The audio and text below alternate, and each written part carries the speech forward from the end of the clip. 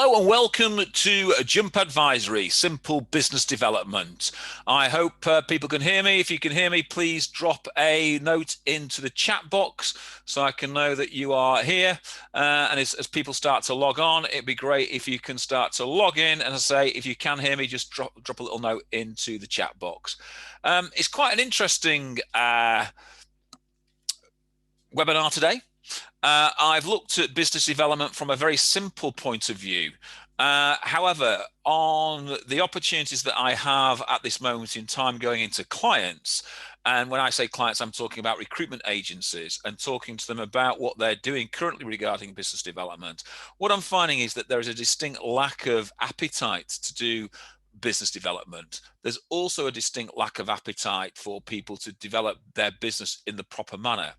So over the next 2 or 3 weeks, not only on these webinars here, where we're going to give more of the training for recruiters to develop business, on the 11 o'clock webinars for business and management, we're also going to be talking about business development, planning business development, what clients are buying at this moment in time. We're also going to be talking about what other things we could be selling to clients, and we're going to be talking about the mindset and the psyche behind selling. We think it's important that everyone understands that business development is quite a simple process if you follow the key basics. It's about being professional, logical, and profitable. Whatever we do is got to start to think about driving profit, whether that's profit now or profit in the long run. So I'm going to start looking at 2 very simple areas of business development. And these areas are quite poignant in this marketplace because lots of things are going to be happening with the candidates out in the marketplace and with clients. And so we're going to start off with looking at business development, looking on references and how references, you can spin references into a sales call and create an opportunity for yourself. We're going to also talk about marketing CVs out. Now, again, when I've gone into clients over the last 2 or 3 months, I've seen a massive hesitation on this, when really what we've got to start to think about is very simple. The candidate marketplace is exactly the same as it was before lockdown, as is the client marketplace. But the client marketplace has changed in a certain area, i.e., in certain areas, it may have shrunk, but the number of candidates out there is still the same. So what that means is those clients that are out looking for candidates are having to battle harder to find good candidates. So the first thing we're going to talk about is how do we start to really sort of grow our client base. And to grow our client base at this moment in time, some people think it's already good talking to your existing clients and developing your existing client base, as you should, but it's opening up new clients. And as the market becomes a little bit more fragile and more people end up on the marketplace, then taking references becomes an absolute paramount. And certainly I'll go back to the recessions that were when I started in recruitment, in the very early 90s. I know some of you probably weren't even born in the very early 90s, but when I started in recruitment at that stage, what was actually happening was, we start to look at the number of people unemployed was far bigger than it is now. Over 10% of the working population in the UK was unemployed at the time. And so therefore what we had to do is make sure the candidates that we had, and we put those candidates forward, were absolutely brilliant for the role. What we had to do then was also, we couldn't rely on just a single client or 2 or 3 clients. We had to develop a big client base to make sure you were spreading your risk constantly. This is one of the key tools that I used. I used the key tool again in the early 2000s after the dot-com bubble burst from a technology point of view. 2008, when the big crash came in 2008. Again, these processes led to lots of new clients and led to lots of new business. And it's a very easy sell. And I remember sat in Edinburgh, in one of my offices in Edinburgh at the time, having a conversation with one of the sales people who at that time said, I hate business development. And yet she was billing, £300,000 to £400,000 every year on the permanent desk. When I said, what do you really enjoy doing? She said, I really enjoy reference taking. And when we listened to what she was doing from a reference point of view, you could see why she enjoyed taking references, but also so could the client. And the client could then visualize how working with this person would be and what quality they would command. So this course was written by that person and myself. We went on to develop quite a lot of courses thereafter. So we're going to talk with that one first, and then we're going to move on to candidates, marketing candidates out. So first we're going to talk about is why references are important, when to ask for a reference, who do we take a reference from, how to ask for a reference, how to conduct a reference call, how to convert a call into business, and why lazy recruiters do not take references. And that's an interesting one right at the end, why lazy recruiters do not take references. So let's move on very quickly. Okay, so why take a reference? Okay, this is one of the most underutilized tools in recruitment, the reference. But it's one of the most powerful tools if used correctly. And I always think that poor recruiters fear simply asking for references, basically in case the candidate really bites them back and gets a bit snotty with them. You should actually sort of be a warning sign about the candidate if they come back to you in that sort of manner. But it's often just simply forgotten, and then lead generation starts to drop off, and the lack of commitment for gathering leads and gathering proper information is then lost, and you're then sort of out of control. And what you've got to think, whether you're doing a 360 role, a 120 role, whatever type of role you're doing, what you've got to start to think, the lifeblood of recruitment is candidates. The lifeblood for the candidates is requirements. To get to the requirements, you need to use the candidates to find the clients that are buying. And this is one way of finding clients that are buying. So by asking for references, what you're doing is you're actually doing a couple of things by asking for references. You're validating your candidate skill set. You're validating that candidate's skill set in a certain way. You want to know, when we put a candidate forward, can they do the job? And if they can do the job, it's really important, because the next thing we always want to find out from a candidate is, will they do the job? So we assess the candidate's suitability. So now we're covering the two major parts that we want to know when we put our candidate forward to a client. Can they and will they be able to do the job? So taking a reference now becomes a little bit more than just sort of understanding, what skills they have. I want to assess whether this candidate is actually worth representing or not. I want to increase my opportunity of a placement. By taking references, it makes me look more professional, not only to the client that I'm taking the reference from, but the client I'm putting my candidate forward to. I want to make sure that when I'm presenting my candidate with pre-qualified references, my client understands the quality of the capabilities that I have to present a candidate that is fully referenced, ready to roll. Not a candidate that when they get to the end of the recruitment process, they might want to reference and then suddenly find that it's a poor reference. By taking a reference, I also want to assess my candidate's commitment.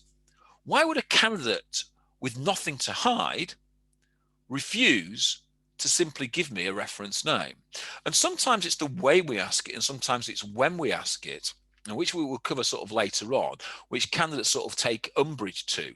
So I want to really understand what my candidate's commitment truly is. Because again, I don't want to be representing candidates that won't commit to me as much as I am committing to them. So I want to provide a truly professional service to my client. I want to help clients choose, especially if we're doing contingency recruitment. Doing all the research on the client marketplace at the moment has been really interesting right across the globe.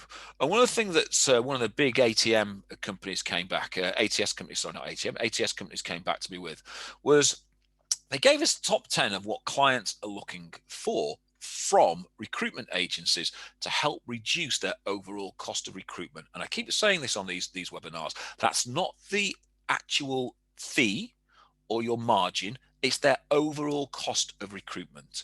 And one of the questions that they came back to us, they want to have a better due diligence process on the candidate so they can make a more informed decision when taking the candidate. So taking a reference gives you an opportunity to furnish them with lots of information about the candidate, which will help them make a greater informed decision. So taking a reference now becomes a really important part of our recruitment process. It demonstrates your professional service to a new client. So when we're talking to a new client, and this new client could be the client that you're taking the reference from, It demonstrates your service to that client.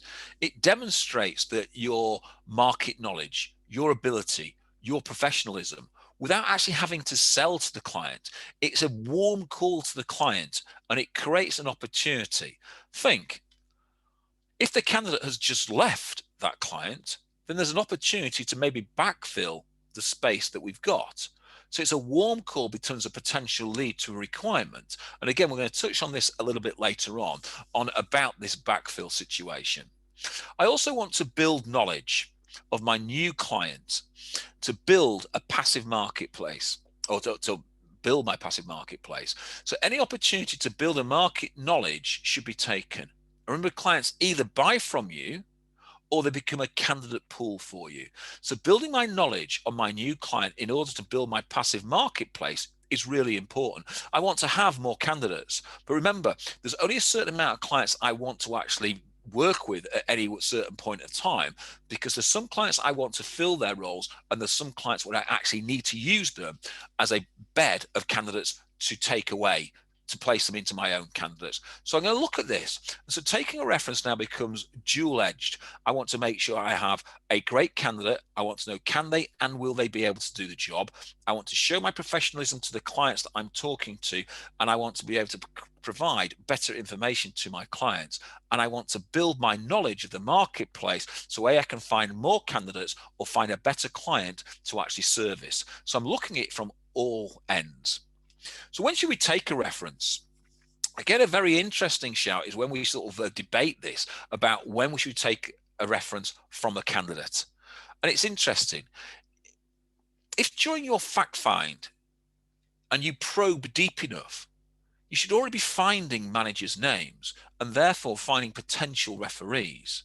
So the answer really is, sort of being awkward about it, is from the first time you speak with a candidate. It's just some ways of asking them are more direct than others to make sure you get the right information.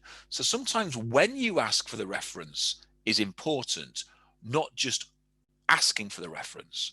So when we ask F reference, as we said, the first opportunity when speaking with the candidate is really important.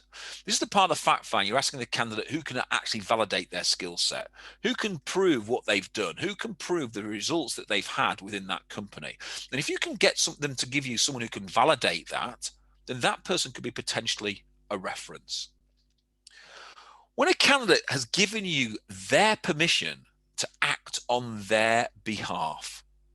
So if a candidate gives you permission to submit a CV to strengthen an application, and we're going to talk about marketing candidates out to clients later on today, okay, you've got to start to think, if you are sending a CV into a client, either for an application for a role that you're working on or to market them, submitting them with a reference, whether you've taken that or not, okay, will strengthen their application. And so if you can strengthen their application and show that you're going above and beyond other recruiters, then clients are more inclined to start to deal with you. When submitting a CV, obviously now when we start to submit a CV, a client would like to see candidates with great skill sets. They like to see either a CV or a video now, okay, where the candidate can demonstrate those skill sets. But sometimes a client will see those type of things, especially when we start sort of pushing video more towards them. Are they going to be having that sort of thought in their head? Is that too good to be true? However, if you are submitting a good candidate, whether it's on a CV or whether it's on a video, and you're also putting a reference across to them, it's one more validation of the candidate's skills and your openness to actually working in the marketplace and the knowledge of your marketplace. It shows that they have nothing to hide, and it shows that you are doing a far more in-depth job than most recruiters. When a client requests a candidate for interview, what a great opportunity now to simply ask outright. You need to now start to think about turning your potential into actually money. So no stone should be left unturned at this process. If you haven't got a reference yet and you're putting a candidate now forward to interview, you need to be now pushing purely for a reference or two from that candidate. It's important that we actually start to think about it constantly and not just let it linger until we get to the end of the recruitment process. Because it gets to the end of the recruitment process, it comes a little bit trickier to ask for that reference. So sometimes after the interview process, candidates are obviously rejected. If you think you put 3 or 4 candidates forward to a job and only one person gets the job, then you've got 2 or 3 candidates that are rejected. Now, if those candidates haven't given you a reference at that point, it's a good opportunity to educate the candidate on what influence a reference has with your client base. And if you want to then push their candidate forward to other clients, if they could supply a reference now, it will help you do that.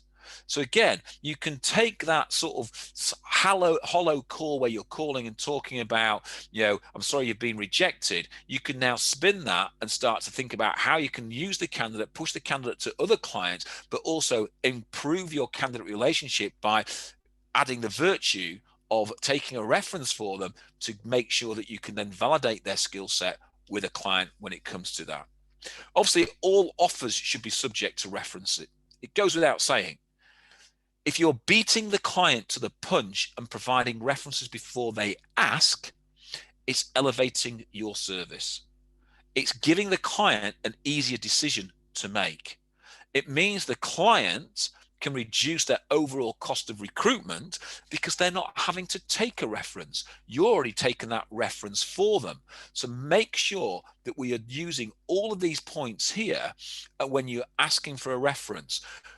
Too many people in the recruitment process believe that recruitment is all about rush, and therefore they cut corners. And one of the corners they tend to cut is the reference taking because they're scared of taking that reference. So we've got to sort of move with the times, okay? So who do we take references from? And this is a very simple one, okay? It's a pitfall that lots of recruiters fall into. You need to tell your candidate why you want to take their reference and not to just demand it from them. Candidates might not want to give you the names as they are scared that you're going to call their current manager. So you need to really approach candidates with tact. So we need to sort of approach the candidate. We want to talk to the candidate's direct manager and make sure the name is given is the person that directly managed them. So ask for the person's title. Ask for the person's position. Okay, if you can find the person on LinkedIn, find it and just check that position. You're giving no information away there. Neither is the candidate. You're just saying, just found the so-and-so candidate. It tells me this is the position. Is that correct? Look at that. We also need to think that if it's the line manager or direct manager, there will be an overall director. Everyone has a director that they report into. So ask for their director's name because sometimes that carries more weight, especially when you're giving a reference out. And obviously a director is a person that's more than likely having the power to buy services that you want to be demonstrating to them. So taking that reference is really important. The candidate's team leader, okay, where the candidate's working, whether they've got a team leader and stuff like that, we've got to start to look at that. So get the team leader's name. You can then go up the chain for their manager, okay, as well. But team leaders are usually a great source of information to get a lowdown on a candidate's ability. They can also make unofficial references, so they're still worth taking from there. Candidates' colleagues, okay, they're an unofficial reference. So they might know someone that could give them a reference. So it's a great opportunity for you to check their background, check the information on the candidate, but also it's a great opportunity then to grow your own candidate base from there. And obviously HR, will give you official reference, and they'll give an official reference. It'll help you sort of build a picture of the person, but it'll also give you another link into that client and help you to develop that client. So how to ask for a reference, okay? A reference should be something that a candidate is proud of, and therefore you shouldn't be asking it in an underhand way. We need to be upfront and we need to be honest. We need to explain how you're going to use the reference to benefit the candidate. And it's benefiting the candidate that is really important because they don't see it as that. They just see it as you're taking a reference for whatever reason. So we want to add gravity to their application. So asking for the referee's name and the position is really important. So once we start to talk about the process, we've got to start to think about what we're doing. If we're going to add gravity to their application, we need to elevate them above their other candidates. So we need to confirm that they can do the job and they will do the job.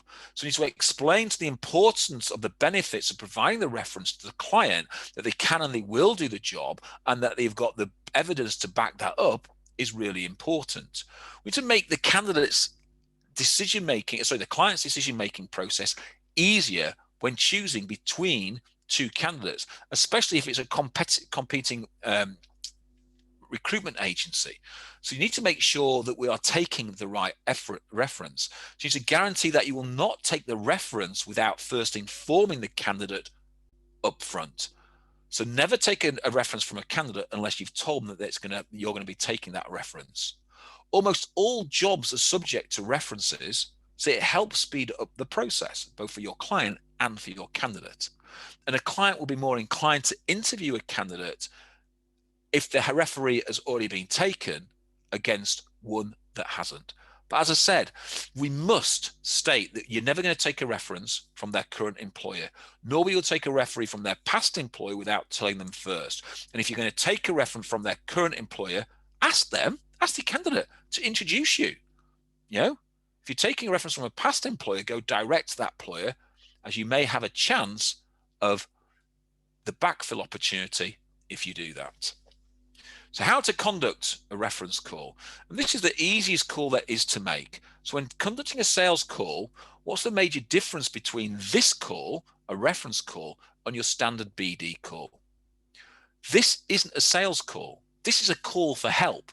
This is you speaking to a client, asking them to help one of their ex-employees get a job. So you're helping someone, and so are they. So the referee is more likely to be slightly more relaxed, okay? And this call will be a lot warmer. So remember, if we're going through a reference, we've got to go through that intro of why you're taking that. But remember, you might have to go through the gatekeeper first. So try and get the referee's direct line number. But if you have to go through the gatekeeper, be polite, state the reasons for your call, that you're asking for a reference on a past employee, you're more than likely to get through. We then need to introduce ourselves and have a proper introduction. Explain to your client that it's not a sales call, but a reference call. And please remember or remind the client that it may be, or should I say, remember, if this candidate is leaving that client, this may be a bit of a distressing time for that client because their employee has resigned. So we need to understand that if this is the place, if the client asks you, if you're the agency that's placed the candidate, be honest about it. You should be proud about your service, but also be empathetic and be understanding. If the referee states that they will not give a reference, as HR normally give the reference, okay, ask them to give an unofficial reference. Ask to get some inside information about your candidate. So we need to then start to establish authenticity. Remember, candidates do not always tell the truth. So you must establish the position of the person in the business who's giving the reference. And remember, it could be a co-worker that can give a reference, but it doesn't truly hold much water. So the reference call, above all else, is all about relationships. It's about building that relationship. It's about a candidate position. Confirm the position of the candidate and the role in the company. Once we've done that, we've got to then confirm the dates. Confirm the dates that you have on the CV are correct with your client. We then need to look at the reporting lines. You know, if required, establish the reporting lines so you can gather more potential buyers' names. We need to then look at the candidate's performance. How good was the candidate? Ask the reference, to grade the candidate between 1 and 10. And if it's not a 10, ask them why it's not a 10. Establish the candidate's skill set, but also establish how they fit into the team. We want to find out how big the team is, because obviously it's an opportunity for you to either fish in that pond for more candidates, or it's an opportunity for you to actually build another client. There could be a really good client there, so we need to sort of look at that and see what's going on from there. We need to sort of, once we've got the inside track on their skills, we also need to talk about their behaviors. How did the candidate's behavior match the company's values? So really key one at the moment. What are the company values? How did they interact with other employees, other clients, and maybe customers? We need to keep the conversation flowing, but your questions need to be short and to the point all the time. Once we start to understand the performances, we need to understand the strengths and weaknesses of the candidate, sorry. And these are direct questions. So you need to look for examples that back up what the candidate has said to you to make sure when you can sell your candidate to your client that you're going to, that you can sell them with pride and passion, that you've had it backed up by their client in a referee, and you can use those stories to help enhance the candidate's potential to your client. We want to understand how the candidate communicates verbally, communicates verbal and non-verbal. So again, we want to have a direct conversation about how they communicate with the rest of the business, with their manager. But remember to ask about how they communicate with peers, with colleagues, subordinates, managers, clients. How do they come across? Are they a team player? What are they like? We've got to then start to think about the candidate's accountability, their reliability, their initiative, their behavior traits. So ask about accountability to finish tasks. If it took, if they took work on, what did it look like? Was it their initiative, or did they have to be chased for work? Ask what their normal behavior of the candidate was like. Were they proactive? Were they reactive? Were they a thinker? Were they a doer? Were they a creator? What were they? Obviously, we need to ask about the candidate's attendance record, because that's part and parcel of it. And the final question we always ask, would we re-employ this candidate again? And this is the big question, and it needs to be closed. Would you re-employ this candidate again if you had the opportunity or a position open? Because once we start to ask that question, we can then start to think about converting this call into a sales call. So would you re-employ if you had an opportunity open? We are looking for a simple answer. It can either be a yes or a no answer. So it's one of the only times that I would advocate asking a true close question when you're not trying to close something off. So whatever the answer you get, it's now your job to convert the reference call into a sales call without the client actually realizing that this is it. So if it's a no, you go, oh, that surprises me. There could be a genuine reason as such the position no longer exists, or you might just get a flat no, which means you should be questioning the above information you've got on the reference if it was glowing. If it's a no for a genuine reason, then ask under what circumstances that they would potentially take this candidate back and why. So move on to how often do they have vacancies like this? How do you normally fill those vacancies? So again, if you get a flat no, simply ask. So if you had an opening, how do you normally recruit? Think, you've almost done a fact find, but when taking the reference, now work it to your advantage and finish the fact find and understand what the client actually wants. So we've got to start to think about all of these things as we go through these things. We start to actually look at them. Okay, we've got to think about why we're going to ask these sort of questions all the way through. So if it's a yes, you have two sides here. One, the candidate's just left. You know if there's a backfill opportunity. So take that opportunity to help the client out. After all, you should have candidates now that could potentially fill that job, to start to fill the job and work it really properly. Two, if the candidate had not worked there for a while, would they have them back? That question needs to be asked. And how many opportunities I see people fill positions when they've asked that type of question? Yeah, I'd have them back. Simple sale, simple placement, easily done. So asking these questions become really important now. So if the yes, then explore the opportunity. If the no, again, find out why, but guide the conversation into the sales call constantly and really working on that. If you get to that point, then ask for a meeting with a view of taking a job specification or demonstrating how you can improve their recruitment process. If we're doing this in the modern world, we could have booked a Zoom call or a Teams call or an interview, Odro, whatever it be, video call, okay, to take the reference. We just then carry that on now and start to take a job specification. So the question then that we posed was, why don't lazy recruiters take references? So it's interesting. When I start to talk about reviewing consultants and I start to understand what a consultant actually does, I start to say, how many CVs did you send last week? It's one of the questions I always ask. I want to know how many jobs they canvassed on last week, how many CVs they sent last week, and how many interviews they booked last week. So when I start to look at the CVs, then I ask the question of those candidates did you ask to get a reference from? So how many candidates did you ask for a reference? So if you sent 12 CVs, let's say last week, if you sent 4 CVs last week, it makes no difference, okay? You should think you should get at least 1 referee from that candidate, if not 2. So if you sent 3, that should be 6 references. Now you might not know all 6 clients, you might know all of them, but there's 6 references for you to follow up on. 6 references to there. So lazy recruiters don't ask because they're afraid to ask. And if you don't ask, you don't get. It is as simple as that. If you do not ask, you do not get. So a reference call is the easiest of the sales calls as the client is warm and you're talking about the person.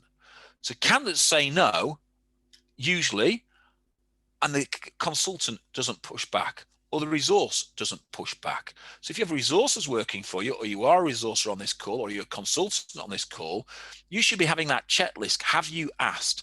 Have you asked every time? Because as soon as you start to ask every time, yes, you're going to get the odd person saying no, but you're going to get more people saying yes than if you don't ask at all.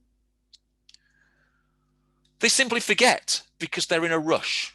They're busy, okay? Remember, it's the easiest call for you to make as a salesperson. But if you haven't got that data and that information, then what are you going to do? So converting the call into a sales call should be a simple process if you have a referee in the first place. You're simply not professional. You simply don't care enough about the candidate to give the candidates the best experience, to give your clients the best experience. You're just trying to put a bum on a seat, and really, that is not what the market is looking for at this moment in time.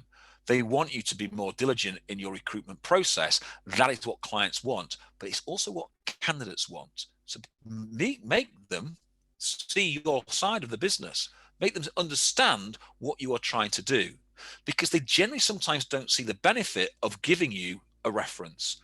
So tell them why. Explain to them why. Lazy recruiters tend not to do that because they fear rejection. They don't understand that every CV that has a reference doubles the chance of potential making money. And it's interesting, when I've looked at this in certain clients and done research into it, those candidates that have a reference attached to their CV get more interviews and get more placed. Therefore, it makes sense to do that. But lazy recruiters don't do that. They make great pains in not submitting a CV without a reference. So we've got to make sure that we don't become lazy and make every CV you submit an opportunity. But think, it's not just about the CVs you submit. Every candidate that you speak to, if you're going through that recruitment process, you should still be asking for a reference. So I'm only gauging the references I've got by the CVs I've submitted, because they should definitely have references there. But I could start to think about, well, how many candidates did you reject in this process? Wow, how many references could you have then? How well do you know your marketplace? This is now the opportunity to really grow your marketplace hugely by having simple, easy calls to make to clients that you may have never talked to. And you think about this marketplace now, if a candidate has left due to redundancy, resigned, business going smaller, etc., etc. Now it's a time to take references from clients and introduce yourself to new clients. So to conclude this part, because there are 2 very different parts that we're going to talk about today. You need to validate your candidate's ability. You need to confirm, can they do the job? Will they do the job? You need to demonstrate the importance of asking for references early, constantly. You should know to give, know who should give you the reference, know who is there giving the reference at the end of the line. Okay, make sure that person is a person of warrant and can actually give a reference. You should know how to restructure the call. You should know how to convert the reference into a potential client. So once we have that, there's an opportunity then, if they're not looking to take a candidate as such at that moment in time, or they want to take that candidate that you've taken the referencing back, there's an opportunity now to demonstrate your skill set to the marketplace. There's an opportunity to demonstrate this, because if you're taking references and you've been working on certain requirements, then you should have other candidates in the same marketplace. So this means that we've got an opportunity now to market candidates out. And to market candidates properly, I am not talking about your old archetypal, let's just find one candidate and send it across to 50 clients and hope it sticks. What I'm talking about is precise, direct marketing. If the candidate isn't a 95 to 100% fit for that client, I would never be marketing that candidate across. So in the objectives of marketing the candidate, we've got to look at marketing candidates how and why, marketing candidates and what it means, how marketing candidates add value to your niche market. Okay, so marketing candidates, we need to look, okay, at the reasons and understand the reasons. As I said, only market candidates who are sure are a 95% to 99.9% match to the client. Never blanket a candidate out there in the marketplace, because it will switch most of your market off. And always get their GDPR consent and tell them who and where you are sending their details. So marketing candidates is very important. And this strange sign that's spinning around here is actually a symbol for a database. It's a symbol for a database because the benefits to the 3 C's, the candidate, client, and consultant, is really important. It builds credibility. So if you're going to build credibility across your database, both on a permanent contract, temp basis, both on a client and candidate understanding, it's important that you are able to tell candidates where you can place them. And if a client asks for people, you've got candidates that are already available and you know where they are and you can market them in. It wants to build knowledge of your niche. The more candidates that you speak to, the more knowledge of your market that you have. The more knowledge of your market that you have, the more clients you should be canvassing and doing business development with to make sure that you're starting to build your client base constantly.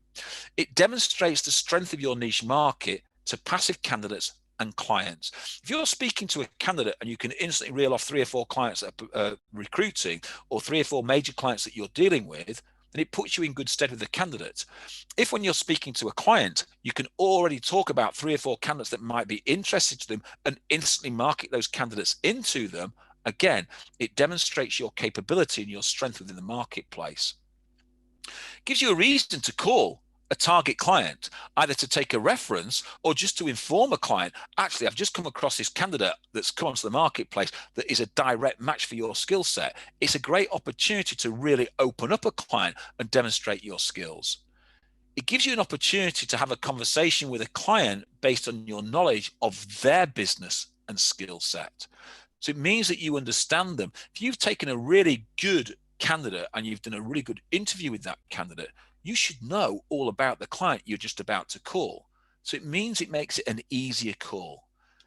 It checks skill sets. Simple. You can benchmark salary. And at the moment, again, benchmark salaries is really important, because if you can benchmark a salary, you can start to give clients information. That client information that you're passing around means the client has a better due diligence process to actually think, am I taking the right candidate? So they can make a better informed decision about what they're doing. And obviously, as we talked about, you can spin the call into a sales call if you put a really good candidate across and open up that opportunity. So to market candidates, you need to have a plan. And we need to have a plan that you have got a really good long view of all the time. Have a plan of what you want to achieve by marketing those candidates in. What goals are your priorities? So think about the priorities you want to get out of putting a candidate forward. I want to make a placement is the obvious one. And obviously, we don't make a placement every time we submit a candidate, okay, from marketing. So it's very rare that you actually make that placement, but it does happen. And that's the ultimate goal. But the big goal is you want to gain a requirement. If you can gain a requirement or an opportunity to visit a client, then you're in a far better position than you were before. If you've got valuable information about the client's skill set, their team, their recruitment strategy and processes, etc., it means that conversation becomes a whole lot easier. But if you're then pulling that out of the client as well and validating that, it means you know what you're selling against. You know what your competition are doing in there. Therefore, you can start to up your ante and increase your opportunity to take that client away from your adversaries out there in the marketplace. We've got to think, if I've got that type of information and that type of market knowledge, a client should want to see me. So marketing top class candidates to clients can create visits. And in this marketplace, that visit would be over Zoom or maybe face-to-face if they are doing face-to-face visits, but it gives you an opportunity to speak to a client and express your skills across to them so they can see how good you truly are. A new hiring manager's name. If you are looking at whether you're using LinkedIn, the job boards, whatever it be, or you're using certain tools, SourceBreaker is another type of tool that you can be using, okay? And you're marketing a top-class candidate into a client that you haven't spoken to with before, it's an easy way of breaking the ice. But again, what it means is you can't just submit any candidate that you think has got a reasonable skill set to match that client's need. If you're doing it that way, it has to be a 99% match to the client. It's the reason why a client might be hiring in the future. You've got to start to think as we start to come out of lockdown, clients are going to come back in different levels, different waves. Some clients are massively recruiting now. Some clients have buried their head in the sand. But in a year's time, that might be very, very different. And if those have been looking at the market trends and look at the drop-off before lockdown, we're now almost at the same peak as we were before lockdown. Obviously, not every industry is there, but we're at the same sort of peak, which says that we had that very quick fall off. It's come back again. So there are lots of opportunities out there. Yes, clients are a little bit more cautious. Some clients are trying to do it for themselves. So by you taking the market to the client of candidates potentially they haven't seen before, it's a really great opportunity to work with clients, okay? Clients that might be hiring in the future. It gives you an opportunity to have that conversation with them now and build that relationship with them. So marketing candidates again. Remember, we need to stress the candidate needs to be heavily matched to the client's skills. Otherwise, you can't call yourself a specialist. You can't call yourself a professional. If you're just throwing a willy-nilly candidate out there, and I've interviewed lots of recruitment consultants, I've worked with lots of clients that want, recruitment agencies that have changed their process of going onto a job board, scraping the candidates that are available that day, and then submitting those candidates in a marketing email to 100+ candidate clients and hoping one hits the fan. Those days have gone. They went with GDPR, if I'm truly honest, but some agencies are still doing that type of thing. So we've got to make sure that you prove that you are a professional, that you are a specialist in the marketplace. So we need to make sure that we are sending candidates that they haven't seen before, candidates that they are unlikely to see. We need to make sure that that candidate, okay, is a great candidate for them. I want a candidate that matches their business needs and skills. And that's important, that it matches their business needs and skills. So every time I'm thinking of a candidate that I've spoken to and I've just interviewed, I'm thinking, where can I place them? Where else can I place them? I've got the job that I've interviewed them for. Where else can I place them? What is the perfect match? And to do that, I've got to be working either with my own database, working with my consultant's database if I'm a resource, etc. So I've got to really work on that. Your expert knowledge of the market now is starting to increase. And so if you have expert knowledge of the marketplace, then you can work that into a sales call with a client. Clients at the moment aren't buying recruitment. They are buying knowledge and buying empathy. So if you have that knowledge and you get that from marketing candidates out to clients and then following up that call and talking to the client and submitting that knowledge to that client, then all of a sudden it becomes a very live opportunity for you to open up a new client. I want to review their competition for staff. Now, it's really interesting, okay, that you've got certain clients that will have competition for staff. So where do their staff like to leave and go to, and who do they like to take staff from? And again, what we talk about clients that you either are servicing or clients that you are hunting out of. So remember, either type of client we should be talking to and thinking about how do we further our relationship with them. If we're going to submit a candidate into one of those that we're hunting from, do we want to really work with that client, or should it remain a client that we want to hunt out of? Or if it's a client that we truly want to work with, what are we doing there? So having a view of who their competitors for staff is really important. If I know client A likes candidates from client B, and I found a really good candidate from client B, and some calls before I found that out, then I'd instantly get that candidate straight across to that client and market it in. Candidates also give me live salary information. Clients at the moment are hankering after lots of information. Clients at the moment are looking to reduce their cost of recruitment. So efficiency for them is really important. Efficiency in their recruitment process is really important.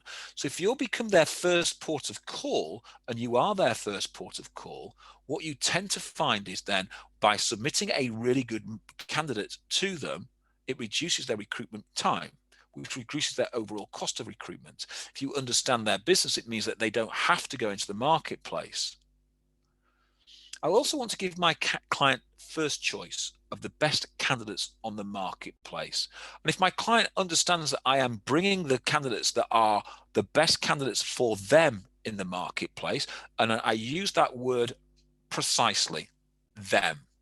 So I'm not saying I'm just going to bring you the best candidates on the marketplace, forsaking all my other clients. What I'm saying to them is I am going to bring the best candidates that suit your jobs, best for them. That way I can send my candidates to everybody that I want to send them to, because I'm only promising best for them. Doesn't mean say I'm not going to submit them elsewhere, but it gives them first choice in their view of the candidates that have just come on the marketplace. I want to also have a direct reflection of their current needs. I need to understand their current needs. So every time I submit a candidate to them, I should be following that candidate up with a call and talking to them. Hence why I'm not talking about submitting 30, 40 candidates a day. I'm talking about marketing out 4 or 5 candidates a day max, and then following those calls up, because those clients then will either tell me whether they're recruiting, not recruiting, what's going on in the marketplace, why they aren't interested in that candidate. You can then spin that into a call about when they will they be looking for, what's your planning for recruitment this year. Talk to me about your plan over the next 12 months. How many heads are you looking to take over the next 12 months? When's the next person coming into the business? So you can start to have those conversations which become more, information gathering for you, which means you get closer to your client. So every time a really good candidate comes onto the market, we market out to those clients. So we've got to start to think. You've been interviewing brilliant candidates, but if you have no requirements or live requirements that match their skill set, which quite a lot of recruiters will have at this moment, very few jobs to work on, what do you look for in order to market a candidate out to your client? Remember, sending your candidate to a limited number of clients is essential. If you're marketing the same candidate to loads of clients, I can guarantee you 95% of those clients will not be a match, and therefore will switch off from you as a professional because they won't see you as a professional. So matching your candidates to your client is really important. As I said, it needs to be a 95% skill match. It needs to be a skill match that's really important. And if we can match that, then we're in there. A candidate working for a competitor is always of interest to somebody else. If they're a competitor client, they will always spark a level of interest because they know what your competitor's doing. So they can bring that information to that client, which is really important. Hence why when you start to look at recruitment, people coming from one market to another market happens a lot, but intermarket exchanges, okay, are really hard. And you look at what Rec to Recs do. They want to get someone who's in the finance division to come to the finance division because they want to bring those clients with them. So that competitor analysis comes right across the marketplace. So let's use that. They want an industry match. They want a candidate that they've never seen before. They want a candidate that's potentially undertaken a similar role. And by a similar role, that's skill sets, behavioral sets. What are we doing? Okay. A candidate who can bring critical skills or knowledge that your client requires. What we want is a candidate that brings something that enhances your client, gives your client an edge over other competitors from there. So knowing what that critical skill is, especially if they're hard to find skills, is really important. And it doesn't matter whether it's, you're in, blue collar recruitment, high-end white collar recruitment, there is always a critical skill to be had that clients will really buy. Clients always initially hire on skills, then evaluate behaviors. They tend to fire on behaviors and not skills. So if you can build the right critical skill first, we're going to be in a far better position. Okay. We want candidates who match a previous hard to fill position within the client's team. So again, how many times have I made a placement by ringing a client and said, I know we were working this job 6 months ago and you couldn't find anybody. I've just found someone who's got this skill set now that could be really right. Well, I'm not really looking at the moment, but let's have a look at the candidate. Well, actually, yes, they have an absolute perfect skill set. I'm happy to interview them. And I've generated interviews that way. It hasn't always led to deals, but it's certainly opened up a client. And by having that memory, clients really like that because they're coming back to them and saying, so I'm glad you remembered. Thank you for thinking of us. Thank you for bringing that candidate to us first and foremost. Again, it starts to create a better relationship with your client. So we've got to think, okay, in order to impress a client, what do we need to provide or prove to the client that you have done with the candidate before sending the candidate to the client? So I start to think, why and what, who, why, what do you need before sending a candidate to a client? Okay. You need to have a personal interview with the candidate. You need to interview them personally and understand what that candidate truly wants, and therefore you can represent them properly. So references are really important. You need to build a candidate profile based on your interview notes. Now we can do that via video. We could send a 2-minute elevator pitch from video. We could send snippets of the video if you've got a video platform that you're using. Okay, you can send a paper CV, etc. What it does, it enables you to sell your candidate's skills and achievements in a far more in-depth way than before, than just sending a CV out there. Obviously, if you've got a reference to back up the candidate's claim, proof, it becomes really important. So again, those references are starting to really creep in now in lots of different parts of the recruitment process where you've never really thought about them, but now submitting a candidate with a really high reference is really important. You want to fully understand the candidate's hard and soft skills, how the candidate can benefit the client. Hard skills being the general skills they look for, the soft skills to be the behaviors that they want. Remember, what we're talking about is clients tend to hire on skills and fire on behaviors. So if you've got the hard and the soft skills right, then we're in a far better position to move forward and potentially open up an opportunity for ourselves. I want to understand the target client's specific knowledge to ensure that we have synergy. So those hard skills and soft skills are really important, both from a candidate and client side, but getting that synergy between them is really important. So if I can now match my candidate all the way through that process with my client, then I'm going to be in a far better position when I speak to my client, because my client, what I've done with my client is I've whetted their appetite to want to actually see this candidate potentially. And to do that, again, that candidate has to be brilliant and has to be perfect. I want a list of candidates the client would like to be marketed to. So again, if a candidate's expressing an interest in a client, I should be telling the client this. They've expressed an interest to want to come and work with that client, okay? It makes it an easier conversation because you're just following up your candidate's request to open up a conversation with that client. It's another opportunity to get in. Remember, we need GDPR consent to make sure we can send the candidate to the client, and that is a must. If you have that consent, again, it lists you up. So again, list it when you're marketing. Tell the candidate, as you know, your client, the candidate's giving you the consent to actually send that. So, who do you market the candidate to first? Again, it's a question that is asked an awful lot, and I always think it's simple, but again, I get so many different variations. Blanket across your database, only send it to this, that, and the other. So I always think when I'm going to market a candidate out, I think buying clients. Who are buying from me at this moment in time? I want to push that to my buying client there and then. Again, I want to increase my ability to speak to that client, which increases my opportunity to create a deeper, longer lasting relationship. I want to look at my top prospects. Who am I trying to break into? Who am I trying to work with? Because I want to demonstrate my knowledge of the marketplace to them. So if I'm going to send them a candidate that truly whets their appetite, I want them to go, shh, this guy's really good at what he does. He knows my candidate marketplace inside out. I need to be speaking to them more. And if I'm following that reference call, the candidate marketing call up, okay, again, it's an opportunity to really express my knowledge and show them my capabilities compared to my competitors.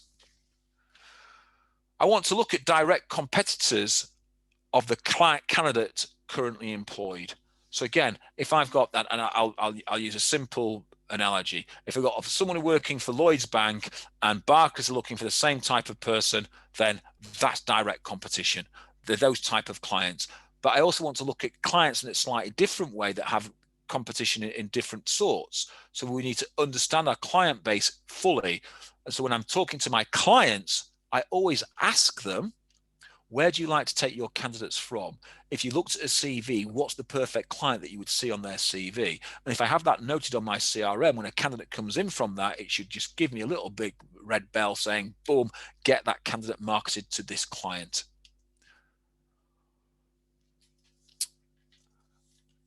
I want to look at the candidate's permission to previous employers. So can I market my CV back to previous employers where the candidate has worked?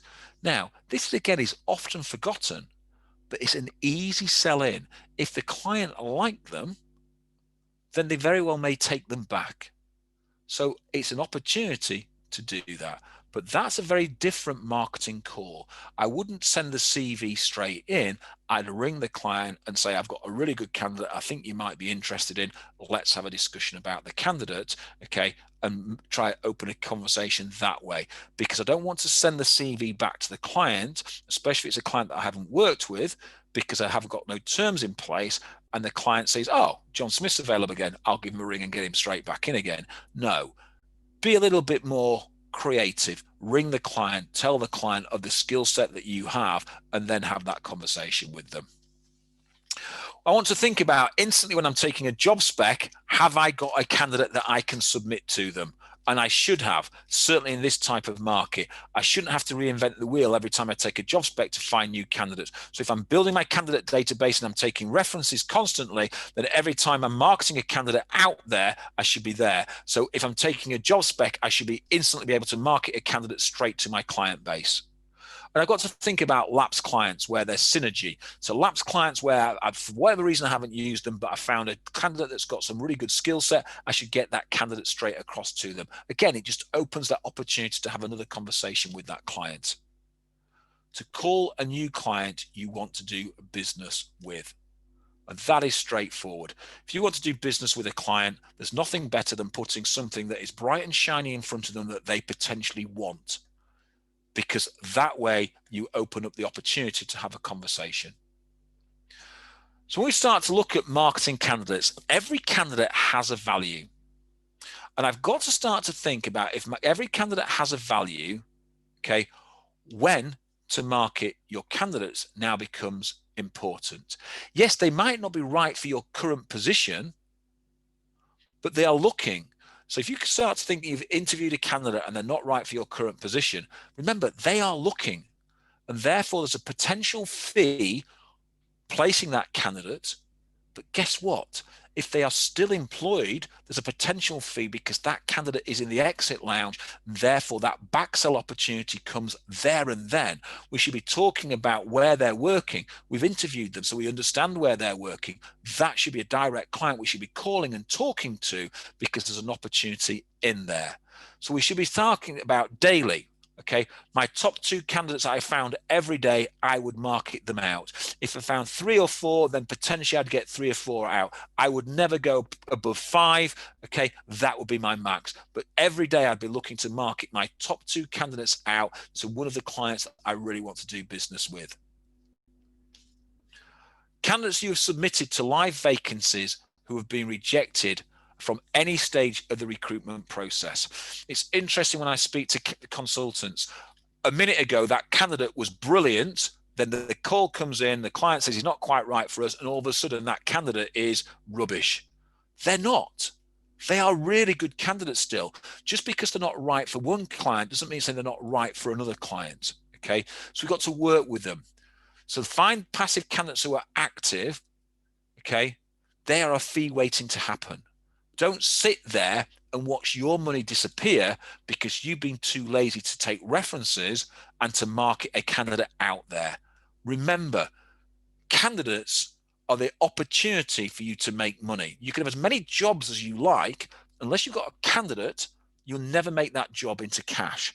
So why wait just to have a job? Why not think about where can I market my really good candidates to? But remember, it's about quality, not quantity. So to conclude, we know what benefits the three C's, candidates, clients, and consultants get from marketing candidates out there. It's important to have a plan of what you're doing to market candidates out there. So the plan is the candidates, who you're marketing to them, why you're marketing to them, and what you're looking to get from that marketing process. Have the plan laid out. What will the client gain? Because what the client will gain when you put that candidate forward will give you the opportunity for you to gain something too. So how to match a candidate to a client then becomes really important, because making sure it's a 95% plus match, and in this type of market, I'd probably go for a 98% plus match, is really, really there. Who to market to and when becomes now important, because you want to make sure you're whetting the client's appetite and you're increasing the opportunity for you to place a candidate not just once. So you've just got to think, if you've got a candidate out at a client, okay, that's one opportunity of placing that candidate, but they've probably only got a 25% chance of placing because they should be interviewing 4 people, okay? So who else can we place that candidate with? So if I've got a candidate out with multiple clients and I get multiple interviews for that candidate, then I'm increasing my opportunity to place that candidate. So I want to start to think, when I'm doing simple BD, it is about reference calls and marketing candidates. If I want to do more in-depth BD, then that's a whole different view spec, okay? But if I want to hit the market quickly, efficiently, and easy, references and marketing candidates is a very, very simple and quick-fired way to grow your client database. Immerse yourself in the candidate database, increase your knowledge, and add benefit and value to the 3 C's: the candidates, the clients, and ultimately yourself, the consultant. So that's today's course. Thank you very much for tuning in. Okay, if you have any questions, feel free to fire your questions to me. If not, I would like to say thank you for your time. Next week, we'll be looking at business development again. It'll be a different style of business development course, but we're looking at various things on business development, because I think it's important now as we move towards 2021 that we start to really pick up our business development skill set and start to really go out to clients in a certain style to make sure that we are benefiting the client, the candidate, and ourselves. We are not just trying to put a bum on the seat. Thank you very much, ladies and gentlemen. Thanks for your time. Welcome to Wednesday, last half of Wednesday. Enjoy it because it's halfway through the week. I hope you have a good end to the week. See you next week. Thank you very much.